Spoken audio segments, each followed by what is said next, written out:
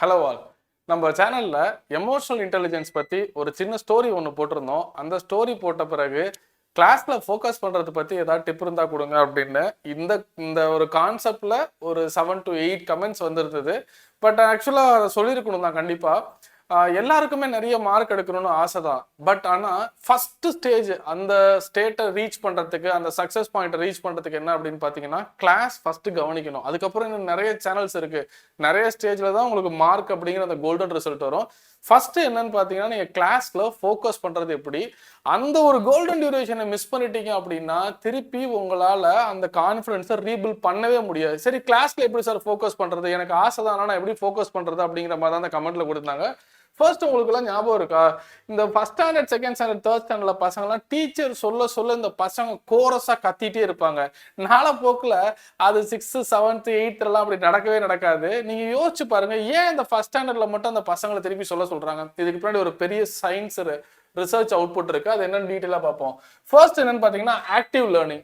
இந்த active learning அப்படின்னா, நீங்க ஒரு கிளாஸை வெறுமனை கவனிக்காம எப்போ இன்ட்ராக்ட் பண்ணிட்டே இருக்கீங்களோ அப்போ உங்களோட மைண்டு எங்கேயும் டிஸ்ட்ராக்ட் ஆகாம ஒரே இடத்துல இருக்கும்.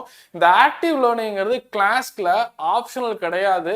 சார் நான் கவனிச்சாலே எழுதிடுவேன், கண்டிப்பா இல்லை சார். மெஜாரிட்டி 1000 பேர்ல யாராவது ஒருத்தர் 2 பேர் வேணா அப்படி இருக்கலாம். ஆனா அவங்களாலையும் எல்லா டைம்லயும் இதை சக்சஸ் அச்சீவ் பண்ண முடியாது. எப்போ நீங்க இன்ட்ராக்ட் பண்ண ஆரம்பிக்கிறீங்களோ அப்பதான் உங்களோட சப்ஜெக்ட் சப்கான்சியஸ் மைண்ட் வரைக்கும் போகும் அப்படிங்கிறது என்னோட ஒப்பீனியன். ரிசர்ச் அவுட்புட் அதான் சொல்லுது. ஸ்காட் ஃப்ரீமேன் அப்படிங்கிறவர் 2014ல ஒரு ரிசர்ச் அவுட்புட் கொடுத்துருக்காரு. சாரி, பவர் இல்லை, யூபிஎஸ் சவுண்ட் உங்களுக்கு கொஞ்சம் இன்கன்வீனியன்ஸா இருக்கும், சாரி. அவர் என்ன கொடுத்துருக்காங்க அப்படின்னா, யாரெல்லாம் அதிகமா இன்ட்ராக்ட் பண்றாங்களோ அவங்களாலதான் ரொம்ப நேரம் கிளாஸை கவனிக்க முடியுது. எக்ஸாம்ல மறக்காம, எனக்கு எக்ஸாம் அப்போ மறந்து போச்சு, யோச்சு எழுதுற பழக்கம் இல்லாம ஃபாஸ்டா எழுதுறதா அப்படின்னா ஸ்காட் ஃப்ரீமேன் அப்படிங்கிற 2014ல ஒரு ரிசர்ச் ஆர்டிகல் கொடுத்துருக்காங்க. தென் மைண்ட் வாண்டரிங் தியரி அப்படின்னு ஜோனத்தன் ஸ்காலர் அப்படிங்கிறவர் என்ன சொல்லியிருக்காங்க அப்படின்னா, நீங்க வெறுமன கிளாஸை கவனிச்சுட்டே இருக்கீங்க அப்படின்னா உங்களையே அறியாம அந்த மைண்டு வேற எதையாவது சிந்திக்க ஆரம்பிச்சிடும். அதனாலதான் படிக்கும்போது சத்தம் போட்டு படி அப்படின்னு சொல்லுவாங்க.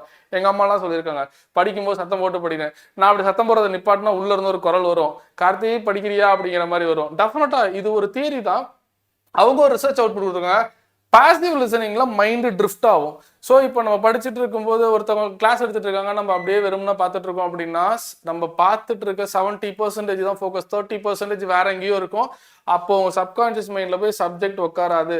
சப்கான்சியஸ் மைண்ட் எடுத்துக்க வேணா, பிரெயின்ல இல்ல நல்ல டீப் சென்ஸுக்கு சப்ஜெக்ட் போகாது அப்படின்னு எடுத்துக்கலாம்.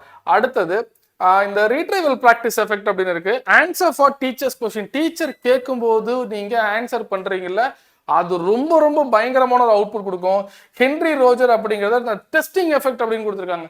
நான் கவனிச்சுட்டேன், ஓகே, இன்ட்ராக்ட் பண்றேன், ஆனா டீச்சர் கேட்கும் போது நான் ஆன்சர் பண்றேன்ல, அப்போ அந்த நியூரான்ஸ் பேட்டர்ன் ரொம்ப திக்காகும் அப்படிங்கிறது அவுட்புட்.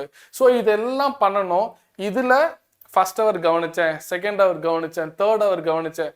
இந்த கிளாஸை நான் கிளாஸ்ல அதிகமா என் ஸ்டூடெண்ட்டை நான் சொல்றது தான், கிளாஸை பார்க்கறது வேற, கிளாஸை கவனிக்கிறது வேற, கிளாஸ்ல ஆன்சர் பண்றது வேற, கிளாஸை என்ஜாய் பண்றது வேற. கிளாஸை இன்ட்ராக்ட் பண்ணி என்ஜாய் பண்ணா மட்டும்தான் நம்ம யோசிக்கிற அந்த கோல்டன் ரிசல்ட் கிடைக்கும். எல்லாருக்கும் மார்க் எடுக்கணும்னு ஆசை தான், ஆனா அதுக்குன்னு ஒரு சில ப்ரொசீஜர் இருக்குல்ல. ஸோ இந்த யூஸ்வலாக லஞ்ச் முடிஞ்சு ஃபர்ஸ்ட் அவர் வந்துட்டு கொஞ்சம் ப்ரொடக்டிவிட்டி கம்மியாக இருக்கும் அப்படிம்பாங்க, லைட்டாக தூக்கம் வர டைம். அப்போ தான் நாங்கள் டீச்சர்ஸ் என்ன பண்ணுவோம், ஏதாவது சொல்லி பசங்களை இன்ட்ராக்ட் பண்ணி எடுத்துகிட்டு போகலாம் அப்படின்னு நினைப்போம். பட் மெஜாரிட்டியாக யார் ஆன்சர் பண்ணுறாங்களோ எனக்கு தெரிஞ்சு அவங்க தான் நல்ல மார்க் கொடுக்குறாங்க. அண்ட் ஆல்சோ எக்ஸாமில் மறந்துருச்சு அப்படிங்கிற ஒரு ஸ்டேட்மெண்ட்லாம் அவ்வளோவா இருக்காது. ஸோ இந்த வீடியோ உங்களுக்கு பிடிச்சிருந்தா உங்கள் ஃப்ரெண்ட்ஸுக்கு ஷேர் பண்ணுங்கள். எஸ்பெஷலி பேரண்ட்ஸ் கிளாஸை லிசன் பண்ணுங்கள், கிளாஸ் ஆன்சர் பண்ணுங்க அப்படின்னு சொல்லி பசங்களை அனுப்புங்க. ஒரு இடத்துல அவங்க பயங்கரமாக அதை புரிஞ்சுப்பாங்க. தேங்க்யூ, கீப் ஆன் வாட்சிங்.